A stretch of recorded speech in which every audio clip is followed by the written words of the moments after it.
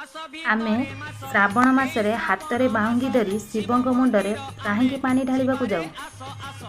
पिलादिने समुद्र मंथन कथा जेजेमांक ठारु शुणिथिलु।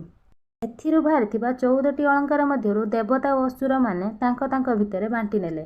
आउ बची जाइथिबा गोटी अलंकार को केही भी छुई पेलेनी, काहेकि ना से अलंकारटी पूरा विषय भरी जाइथिला, जो विषय कि पूरा सृष्टि को ध्वंस करिवार क्षमता थिला। एही हलाहल विष को महादेव पान करथिबारु तांक कंठर रंग नील पड़ी जाइथिला।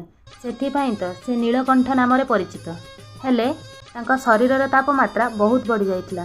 तांको ठंडा करिवा लागि देवादेवी माने पवित्र गंगारू जल आनी तांको प्रदान करथिले। सेथिपाई तो समुद्र मंथन जेहेतु श्रावण मासरे होइतिला, सेथिपाई आंबे माने शिवं को शांत करिबा पई श्रावण मासरे शिवंक मुंडरे पानी ढालिथाउ।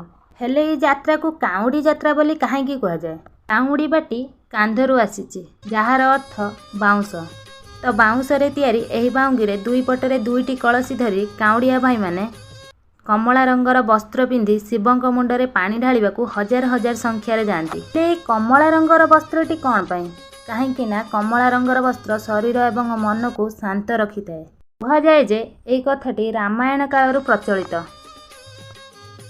काहेकि ना शिवंकर भक्त रावण मध्य से हलाहल विषरू शिवं को शांत करने कांधरे बाहुंगी धरी कमला रंगर वस्त्र पिंधि पवित्र गंगारू जल आनी।